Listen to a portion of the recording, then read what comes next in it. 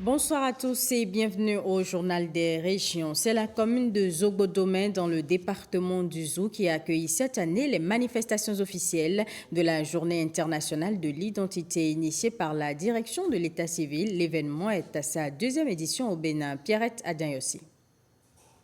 Célébrer l'appartenance d'un individu à une nation, c'est le but de la journée de l'identité des personnes. Elle permet de rappeler les droits des citoyens à une identité légale et reconnue. Il est également question de sensibiliser la population à la nécessité d'avoir, de protéger et d'utiliser de manière utile son identité. C'est une journée dédiée à reconnaître le mérite de ce que notre gouvernement a pensé en révolutionnant donc le secteur de l'état civil. Lorsque vous êtes un individu et que vous n'avez pas un titre d'identification, vous êtes presque exclu de la société, vous êtes considéré comme un apatride dans votre propre pays. C'est pourquoi nous célébrons cette journée dans nos communautés pour rappeler à la masse qu'il est impérieux que chacun, où est-ce qu'il se trouve, non seulement travaille à se faire enrôler, mais aussi de travailler lui-même à disposer de son numéro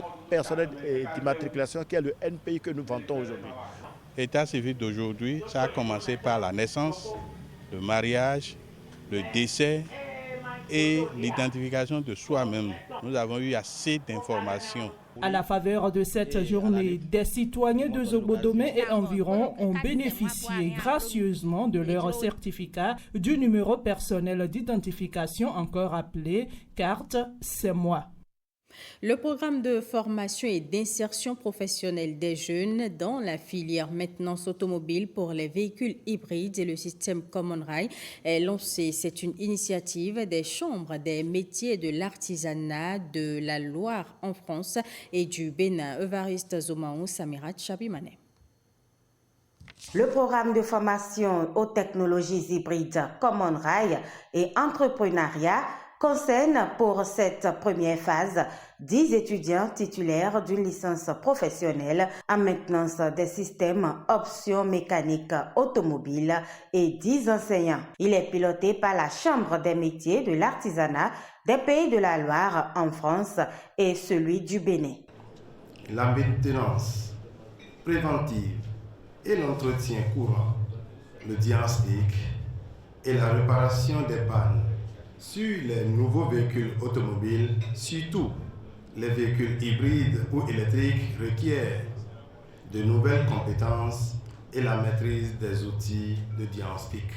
Ils auront des compétences qui sont recherchées sur le marché de l'emploi au Bénin, avec effectivement une sensibilisation sur les équipements à utiliser sur les véhicules électriques. L'idée est que le centre de formation ici, qui est en charge d'INSTI ici à Lokossa, soit capable de répliquer cette formation pour d'autres cohortes de jeunes et pour d'autres cohortes de formateurs, indépendamment du financement. Je voudrais exhorter les apprenants à ne pas être obstacle au développement de ce projet, que leur participation amène les formateurs à demander qu'il y ait d'autres événements de ce genre.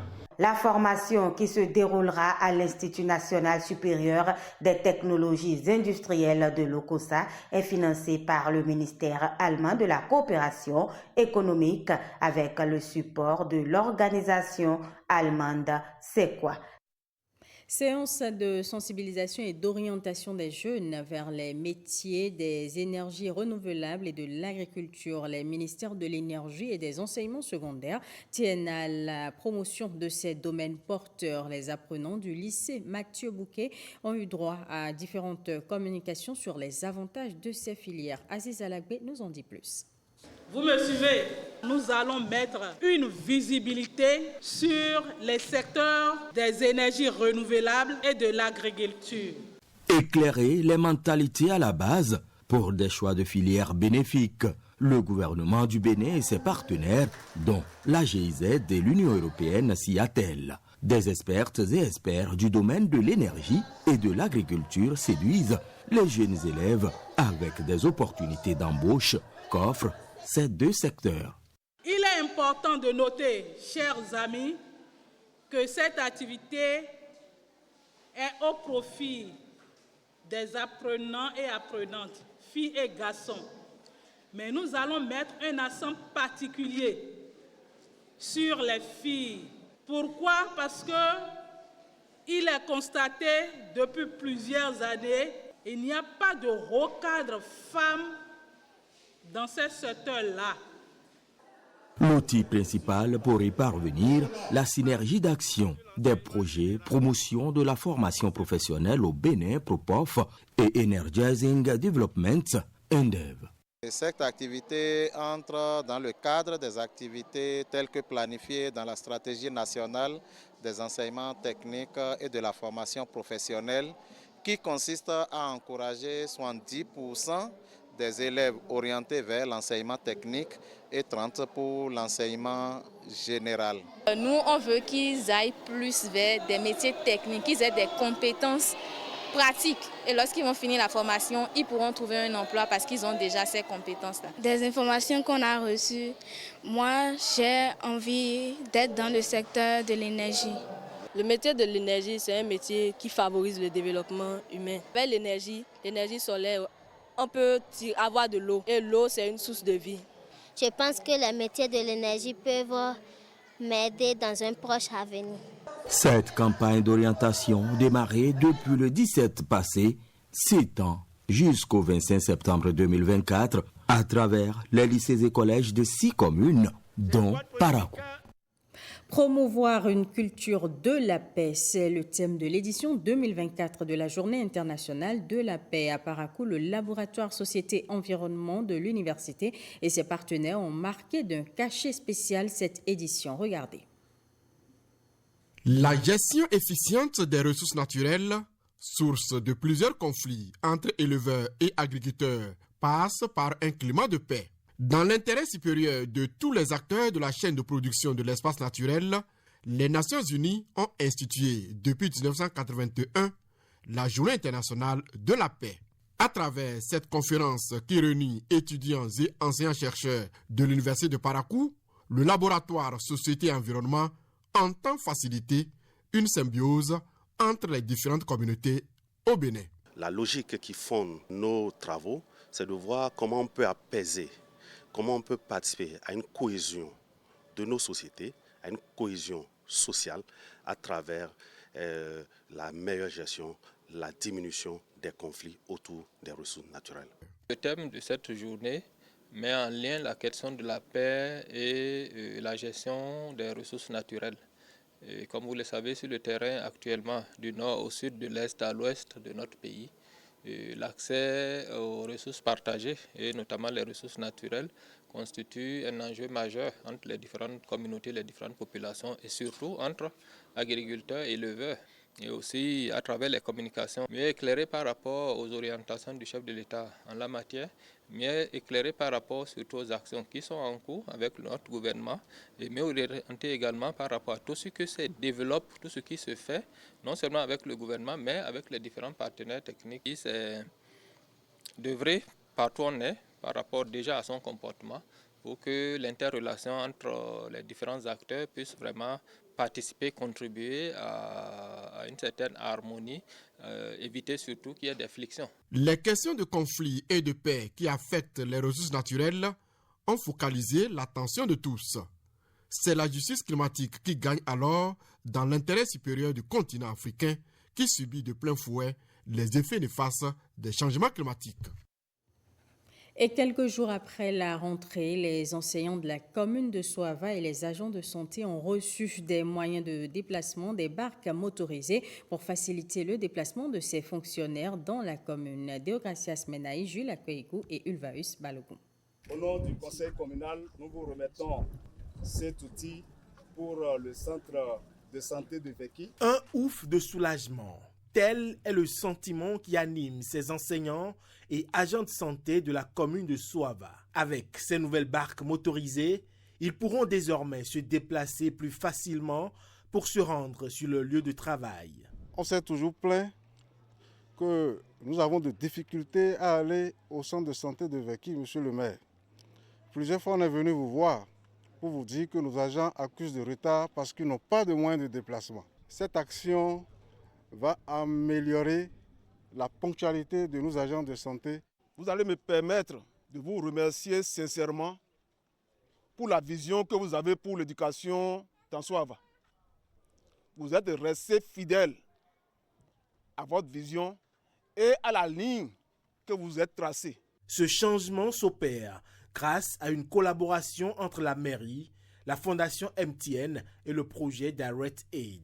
Le don ne se limite pas aux engins roulants, des feuilles de tôle et des paquets de pointe sont aussi offerts pour la réfection des salles de classe. Ces dons, qui sont le fruit d'un effort collectif et d'un engagement fort de nos partenaires, viennent répondre à des besoins concrets de mobilité et d'amélioration des conditions de travail dans les secteurs clés que sont l'éducation et la santé.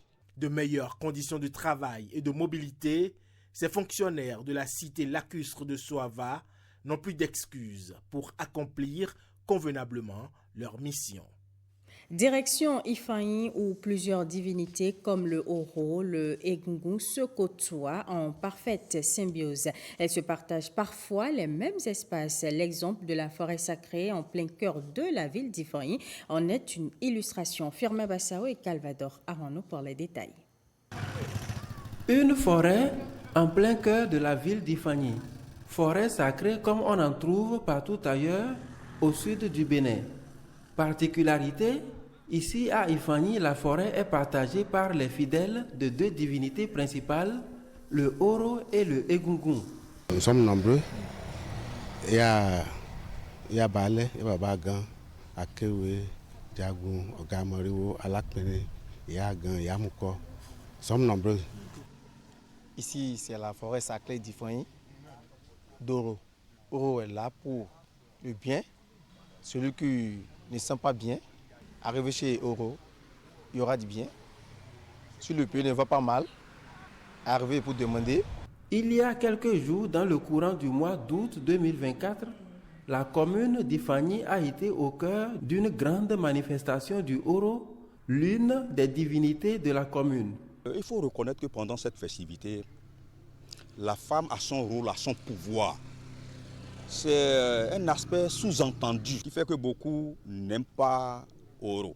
Quand nous prenons par exemple le premier jour de la festivité du culte Oro, c'est un jour sur plusieurs kilomètres ici, les femmes marquent leur importance, leur pouvoir sur les hommes. C'est-à-dire c'est le jour où la femme peut vous frapper et vous n'avez pas le droit de répliquer. Et ce mouvement-là se fait observer des kilomètres, ils font des allers-retours. La partie là est souvent adorée par Yalode. Yalode, c'est une femme qui a aussi sa responsabilité et son rôle dans le culte endogène au Oro. C'est elle, c'est une petite main d'ailleurs, elle a été choisie par le FA, qui vient d'abord adorer ça avant toute activité ici. On a vu les hommes à Ifayi, la forêt des Gougou et la forêt de Oro sont côte à côte. Il y a une limite, mais il n'y a jamais de bagarre entre les acteurs de cette divinité. Puisque nous implorons le même Dieu, toutes les divinités concourent vers Dieu, qui est l'être suprême. Et c'est ça que les adeptes des divinités ont compris pour dire, même si on reste dans le même champ d'action, on doit rester ensemble et prier. Je tiens d'abord à remercier le gouvernement actuel qui a mis le tourisme devant la culture. Parce que la culture sans une communication ne tend pas vers l'économie. Or, aujourd'hui, c'est du tourisme qu'on a besoin. Donc, si on doit formuler des besoins à l'endroit du gouvernement, c'est d'orienter les projets culturels convaincants à l'endroit de notre commune. Au-delà de son caractère sacré, la forêt d'Ifayi représente un vrai conservatoire de biodiversité qui mérite d'être préservé. Et c'est la fin de ce 19h. Merci à tous de l'avoir suivi.